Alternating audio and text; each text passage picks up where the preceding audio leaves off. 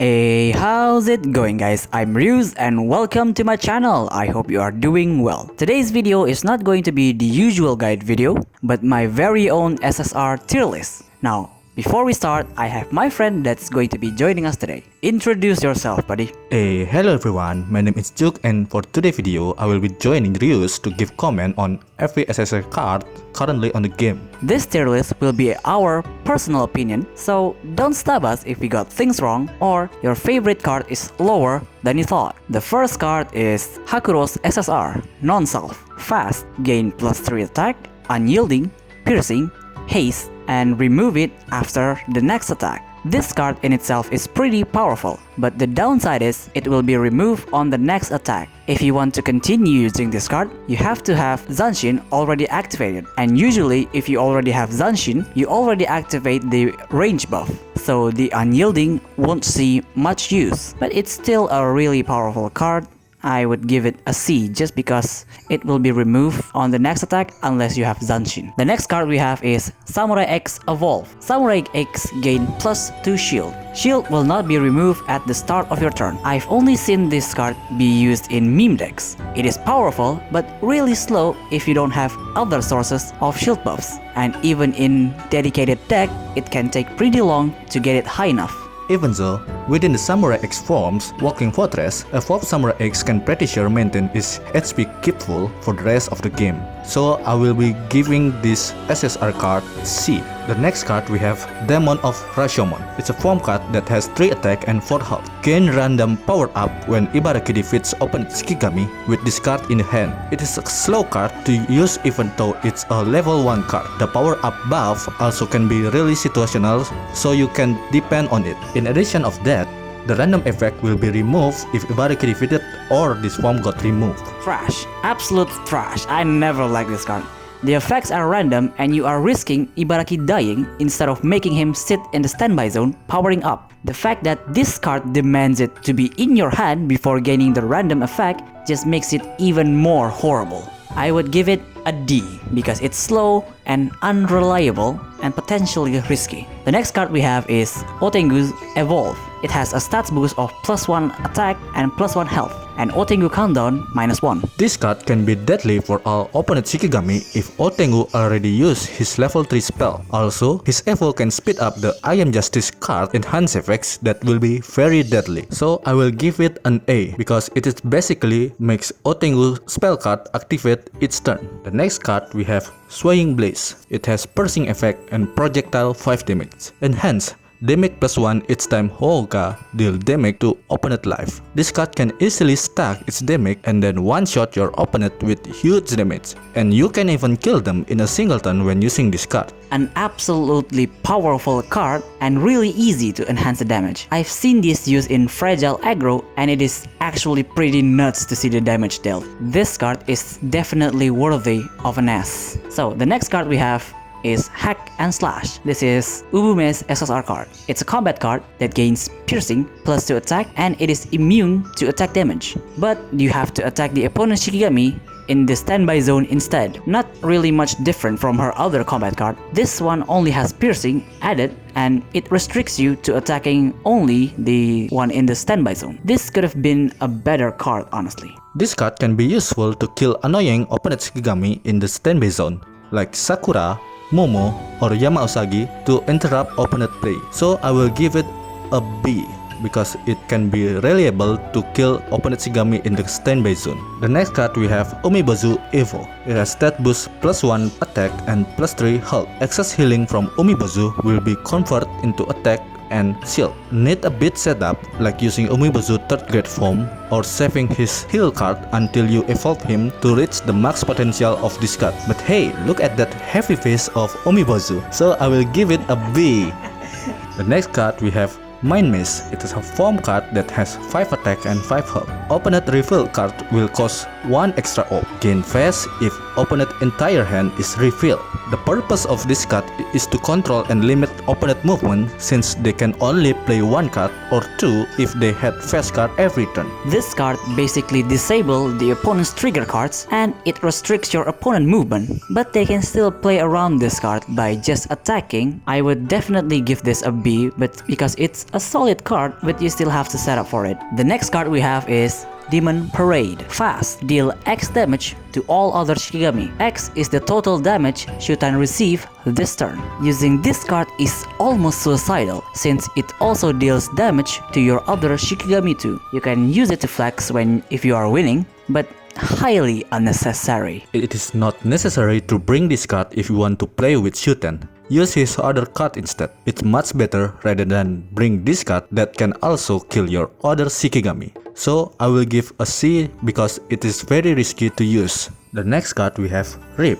It is a combat card that has fatal effect. And hence, if you defeated 13 Shikigami this game, this card will kill any unit that takes damage from Hangat. Need a long time to get this card enhanced ability. Furthermore, killing 13 Shikigami is not an easy task in a single game. You would also need to clear the way for Hangan when using this card if you want to OTK your opponent. This card takes too long to set up, and by the time you've killed 13 Shikigami, you are probably winning already. And if you use this card, you probably just want to piss off your opponent.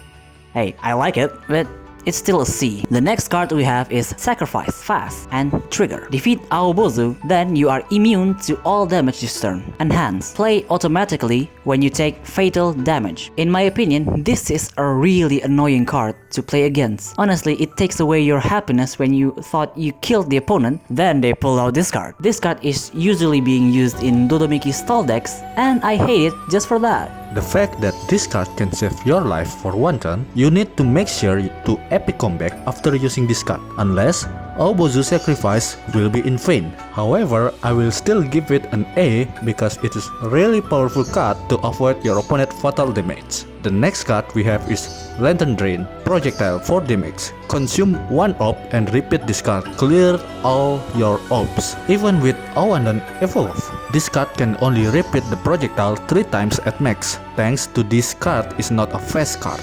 Potentially dealing 12 damage is really good, but to make this possible, you have to evolve Awandons first. It's a decent alternative win condition in Yoko Machine Gun deck, but I think that you are better off playing normally rather than trying to pull this off. It is still a decent card on its own, so I would give it a B. The next card we have is Jikikairu Evolve. It has a stats boost of +2 attack and +2 health. Jikikairu gains +2 attack when your luck check is successful. This effect is triggered twice. This card, in my opinion, is only useful when you can OTK with Jikikairu. The stats boost is pretty nice, but it's still pretty bad for an SSR card. Literally just make Jikikairu stack his power faster, and it only lasts for one turn. But hey, his smile is so precious, so I will give it a C. The next card we have is Kyohime Evo. It has stat boost +2 attack and +2 health. Opponent fragile will not be removed at the start of their turn. You can also stack fragile to your opponent player with this card and then deals a lot of damage to them without worrying that the fragile will be gone. I honestly like this card just because it is really dangerous if you leave it alone. Sadly, this card is pretty slow, and by the time you activate this,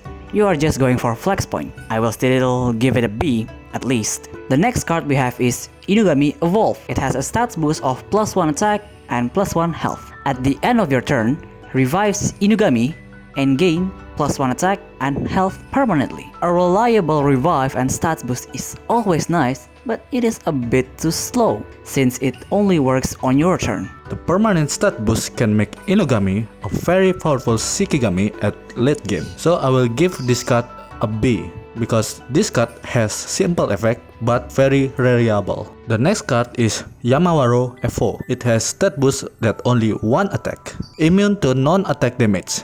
This card should be a SR at best with really situational power up and very small stat boost. A complete waste of SSR card. D. I don't really need to explain it for you. The next card we have is actually my favorite form in the game. Cute is Justice.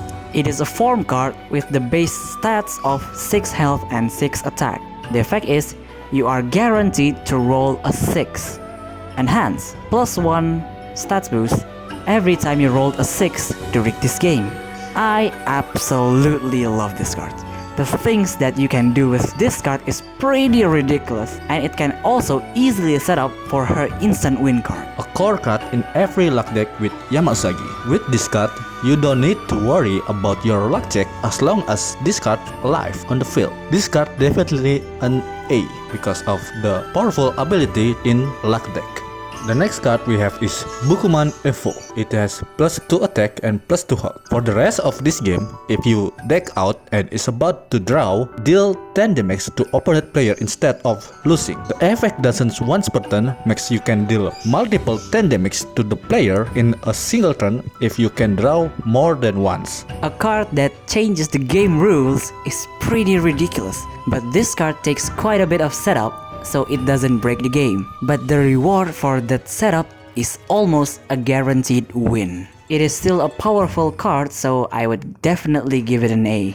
The next card we have is Revival Blossom. Revive all of your Shikigami. Gains fast if Momo is not dead. A revival card that gains fast is really good to have. And since Momo also gives stats boost when healing and reviving, makes this card even better. A comeback card that can surprise your opponent. With addition Momo Evolve, it is pretty nice permanent +2 power and health. This card deserves an A because this can turn the tides of the game. The next card we have is Potamine Constitution.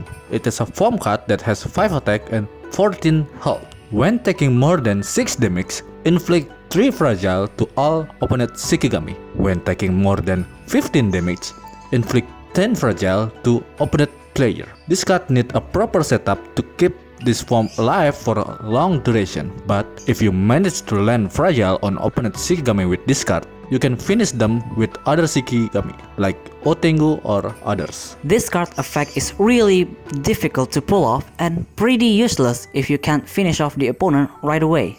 And if Oute dies before you can resolve the effect is not going to go off. It's a not bad card, so I would give it a C at best. The next card we have is Yukiona's Evolve. It has the stats boost of +2 attack and +2 health. Stun any Shikigami damaged by Yukiona. This Evolve makes it that you always have snowballs to use every turn and stun the opponent's Shikigami. With Yukiona Evo, makes it possible to stun 2 or more opponent Shikigami on a single turn, and it will limit opponent movement very much. I will give this card a B. The next card is When the Snow Melts. It is a form card that has 5 attack and 7 health. Take 3 damage max each time, and hence this card gains +1 attack whenever opponent unit is stunned during this game. A pretty tanky form and can be dangerous attacker if you had stunned a lot of opponent unit during the game. I would have preferred if this card gained health instead of attack, but I guess that would be pretty busted. This form definitely deserves a B. The next card we have is Yotohime Evolve. It has the stats boost of +1 attack and +1 health. Yotohime gains haste, and when Yotohime deals direct attack, her combat cards will cause no orbs for the rest of the turn. Not really needed when you play Yotohime, but man, them legs. As my friend said, not really needed, but nice legs. Definitely a B. At the very least.